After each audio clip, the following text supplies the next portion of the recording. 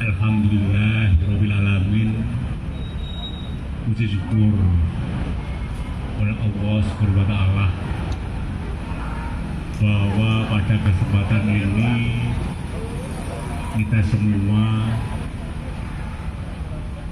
mampu dan dapat gaduh milik anugerah Allah yang berupa keselamatan, kesehatan lahir batin, memanfaatkan kesempatan dan nampak pada hadirin semua cerminan suasana sukacita sehingga bisa hadir dalam majelis ini dalam forum Cangkruan Ngaji Budaya. Sholawat dan salam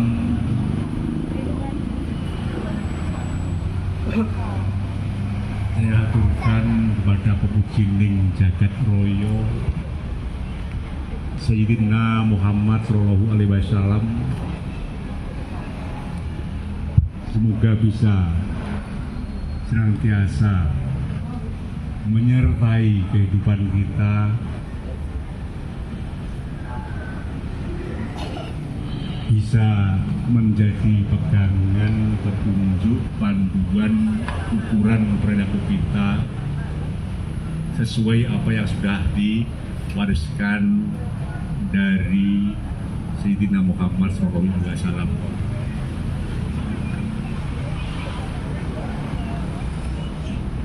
Ibu, bapak-bapak, saudara semua yang saya hormati, terutama para pamong, pengasuh Cangkruan Ngaji Budaya yang saya hormati, Al-Habib Muhammad Al-Abbas,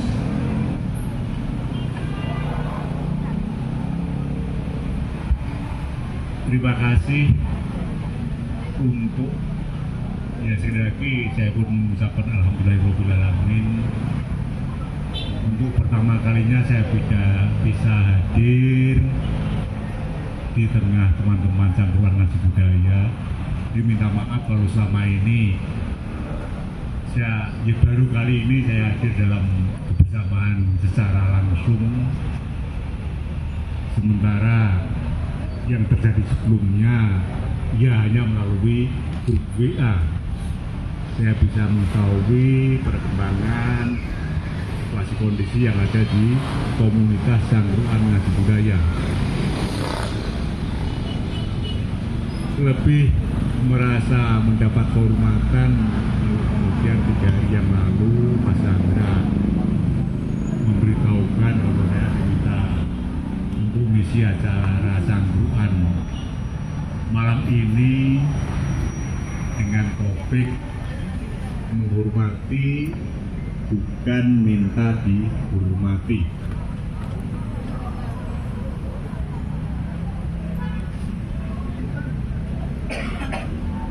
Kalau tentang hormat, menghormati sebagai suatu yang sifatnya praksis berupa perilaku yang sopan, bahasa yang santun, raut muka yang ramah penuh hormat, maka untuk mengawali pembicaraan ini ya saya bawa pada persoalan yang lebih mendasari bisa terjadinya sikap menghormati tersebut,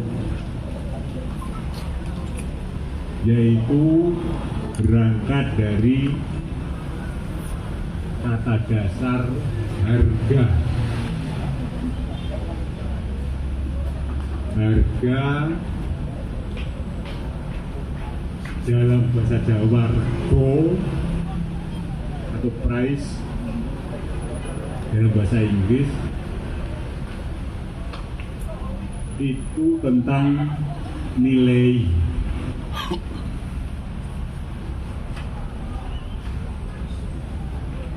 Sementara kalau kata menghargai sebagai kata jadian, kata kerja aktif, artinya seseorang itu mengeluarkan dirinya dari dirinya sendiri untuk berhubungan dengan sesuatu objek. Tentang objek tersebut akan bisa menimbulkan bernilai atau tidak bernilai bagi seseorang yang bersangkutan. Itu tergantung pada hubungan kepentingan antara orang tersebut, dalam hal ini adalah sebagai suatu subjek, sebagai suatu subjek terhadap objek. Kalau sesuatu itu nilai yang muncul adalah nilai manfaat, praktis, nilai yang berguna, maka nilainya adalah nilai guna. Kalau sesuatu itu dinilai dari sisi benar dan salahnya, maka di situ dia tentang nilai logika, nilai rasional. Jadi kebenaran logika, kebenaran rasional. Kalau sesuatu objek yang dinilai tentang perilaku orang lain, termasuk di dalamnya masih pada tataran sikap, cerminan raut muka, sampai perilaku praksis, maka nilai yang muncul adalah baik atau sebaliknya tidak baik. Kalau sesuatu itu yang dipentingkan dari objek tersebut yang dipentingkan adalah indah atau tidak indah, maka itu adalah nilai estetika. Begitu juga kalau terhadap sesuatu itu yang ingin didapatkan, apakah sesuatu itu bernilai suci atau tidak suci, nilai spiritualitas sebagai cerminan dari nilai ketuhanan, maka itu adalah nilai religiositas. Jadi paling tidak 5 nilai kemanusiaan yang terkaitan dengan potensi yang ada pada diri kita. Benar dan salah terkait dengan logika atau rasio, indah tidak indah terkait dengan rasa, baik tidak baik tergantung pada karsa, kemudian manfaat atau tidak bermanfaat tergantung pada kebutuhan real keseharian. Jadi sekali lagi, munculnya nilai kita bisa memberi penilaian kalau kita mengeluarkan diri, kita menghubungkan diri. Nah di sini manusia sebagai makhluk eksistensi yang tidak semata-mata ada, tapi juga mengadakan diri tentang keberadaan dan ketiadaan. Sementara kalau di selain manusia,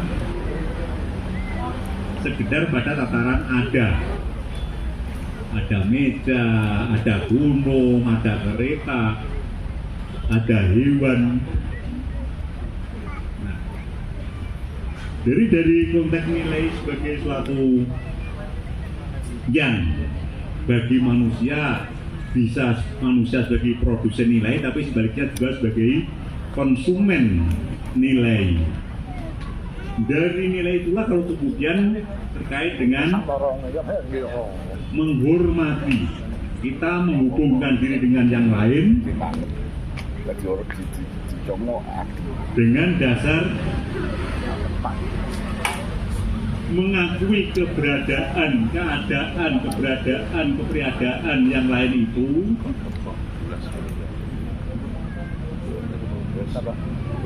Kemudian lebih daripada itu, kalau kita pada pendekatan eksistensialis, nilai itu juga mengeluarkan diri tapi masuk, keluar tapi masuk, masuk tapi keluar. Seperti halnya kancing baju masuk ke lubang kancingnya. Lebu nih yo metu, metu nih yo lebu. Artinya kita pun bisa penilaian itu tidak semata-mata pada yang luar, tapi juga pada yang ada dalam diri kita. Oleh Pak Lurah tak dilayani. Kita bisa mengetahui tentang ya apa pikiran kita, ya apa perasaan kita. Kita bisa mengetahui ya apa keterampilan kita masing-masing. Artinya dengan menilai yang kemudian berlanjut pada menghormati itu adalah secara mendasar adalah untuk mengetahui, mengerti, memahami, menyadari diri kita di tengah keterhubungan dengan yang lain, supaya kita bisa tepo seliro.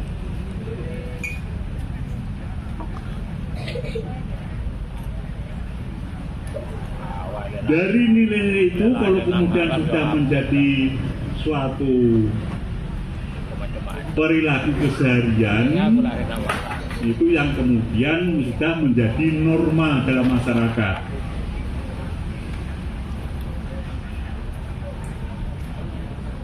Maka dalam masyarakat ada norma sopan santun, ada norma ilmiah, ada norma agama, dan yang lain-lain itu adalah sudah merupakan keberlanjutan tentang harga, tentang nilai yang ada pada diri kita.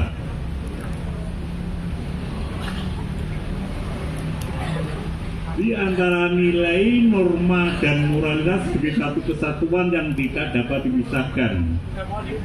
Nilai sebagai dasar, norma akhirnya lebih sebagai panduan, rambu-rambu, ukuran. Kita akan mengatakan orang itu sopan atau tidak sopan, orang lain sopan tidak sopan, bahkan juga untuk menilai diri sendiri sesuai dengan norma yang ada di lingkungan kita. Apakah kita dalam kategori ini kurang baik atau kurang baik atau tidak baik, itu ukurannya ada pada tataran norma yang berdasar pada nilai. Keseluruhan itu akhirnya terkait dengan berlanjut pada yang lebih abstrak lagi adalah moralitas. Moralitas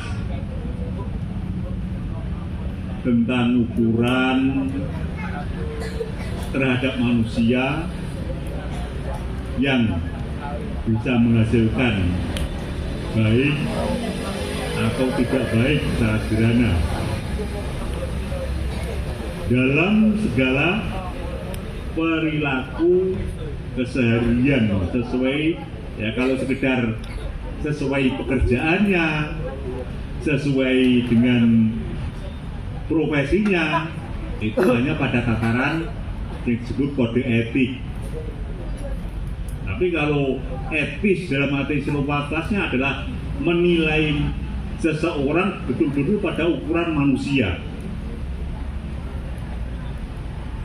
Kalau berbicara tentang moralitas, maka moralitas dapat dikategorikan dalam dua kategori besar, yaitu moralitas yang berdasar pada wahyu, pada kitab suci, pada agama, dan yang satu adalah moralitas yang berdasar pada kodrat manusia.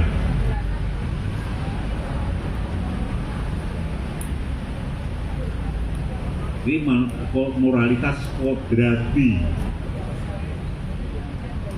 Sementara kalau moralitas wahyu, moralitas agama, kitab suci itu masih terkungkung pada satu kotak atau lingkup pemeluk agama yang ada.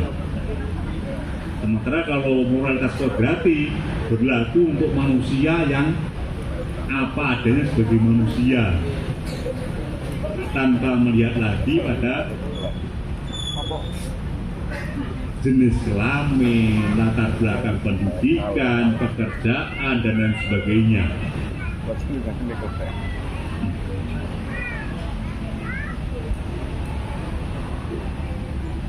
Kemudian kalau dalam konteks budaya Nusantara, budaya Jawa,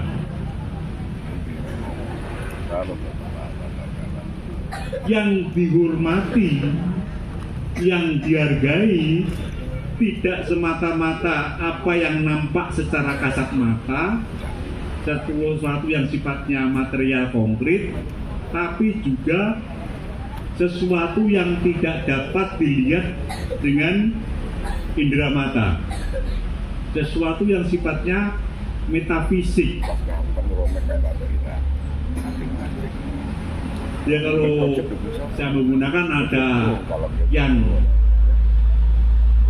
skala, itu yang kasat mata, yang konkret, ada skala dan niskala, ada yang niskala, sesuatu yang halus yang disebut makhluk halus. Apapun sebutan gulungannya, dimanapun alamnya, tapi kalau pada tataran makhluk masih pada tataran niskala. Katakanlah kalau kita menggunakan istilah, ada yang real, konkret, ada yang gaib, ada yang maha gaib. Jadi kalau yang maha gaib itu yang diperuntukkan kepada yang kita sebut sebagai Tuhan, yang kita sembah, yang kita akui sebagai alkoholik,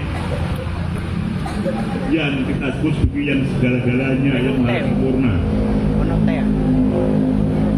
Nah, ini perbedaan tentang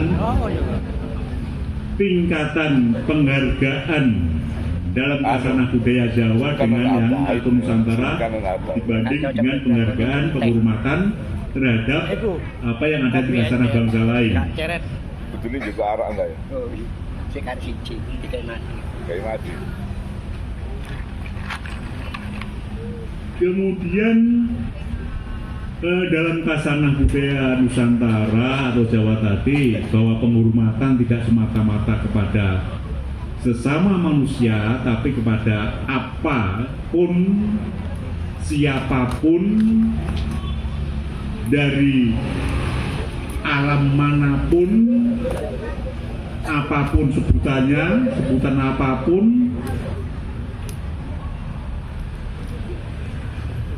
sehingga kalau penghormatan tersebut, pengakuan, penghargaan, penghormatan kepada sesama makhluk itu bisa membangun, bisa membentuk rasa tentram, rasa damai, rasa sukacita, bahagia dari dalam diri kita.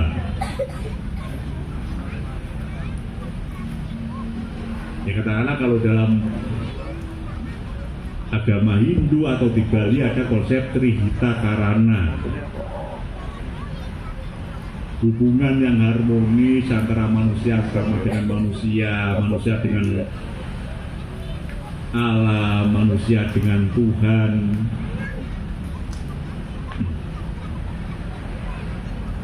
Ngapunten kira apa 5 menit lagi ya.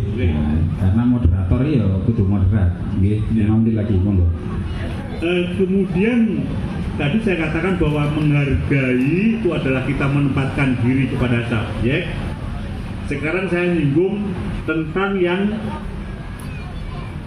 tidak minta dihormati. Yang dihormati itu sebetulnya lebih menempatkan diri sebagai objek.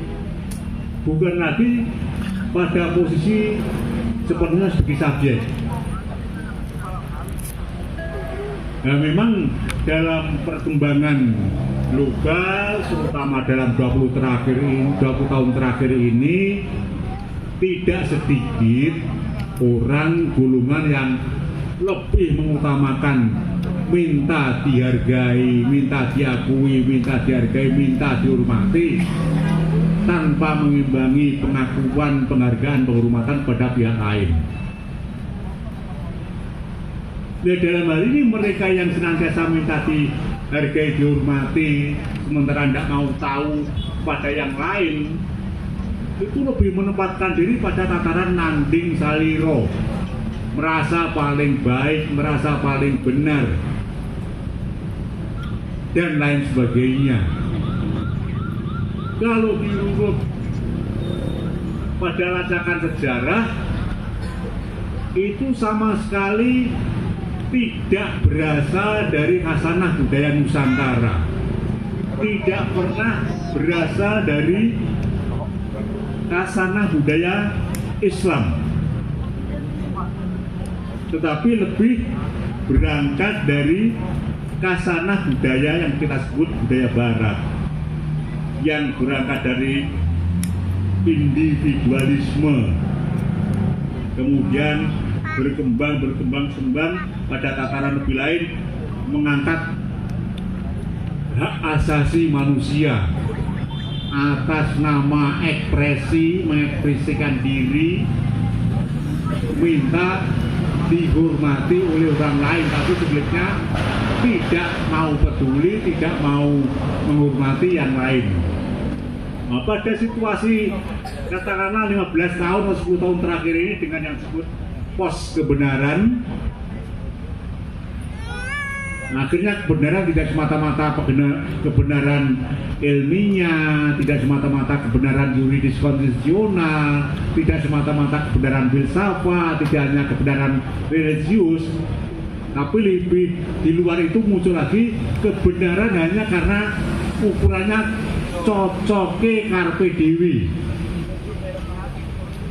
Jadi kebenaran, katakanlah kebenaran emosional lah, kebenaran perasaan, tapi perasaan dewi, dudu perasaane wong akeh, hukum akeh ya akeh sing padha karo dheke, dudu sak akeh-akeh. Suasana yang dengan munculnya kelompok yang maunya minta dihormati, minta dihargai, tapi tidak mau tahu, tidak peduli pada pihak lain atas nama hak asasi, atas nama demokrasi, ini adalah ekspresi kami. Akhirnya suasana Nusantara, negara Indonesia menjadi gaduh. Bisa Bapak Ibu Saudara semua ikuti di dalam medsos, media online.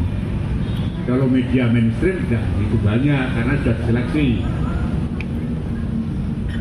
Nah, itulah teman-teman, hal yang saya sampaikan memang berangkat dari persoalan yang dasar, sehingga kalau ada yang nanti belum begitu paham ya bisa disampaikan sebagai pertanyaan, sebagai tanggapan, atau juga sebagai usulan.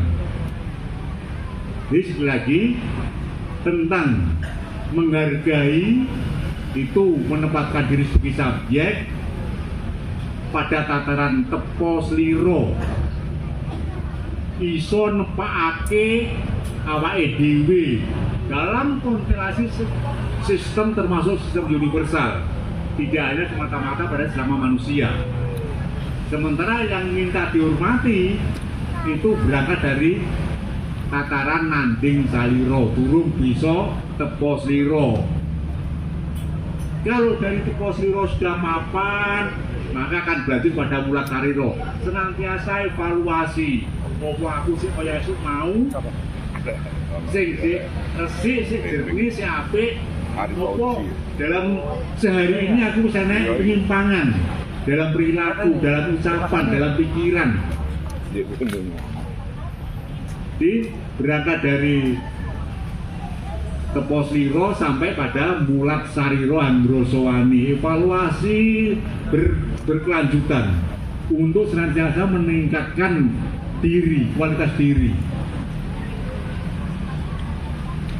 Demikian sebagai pengantar diskusi, mudah-mudahan bisa bermanfaat untuk kita semua dalam menjalani kehidupan bersama sebagai masyarakat, sebagai warga negara, dan semua sebagai upaya kita untuk memayu hayuning bawono menjadi misi kodrat kehadiran kita mengkualifai bumi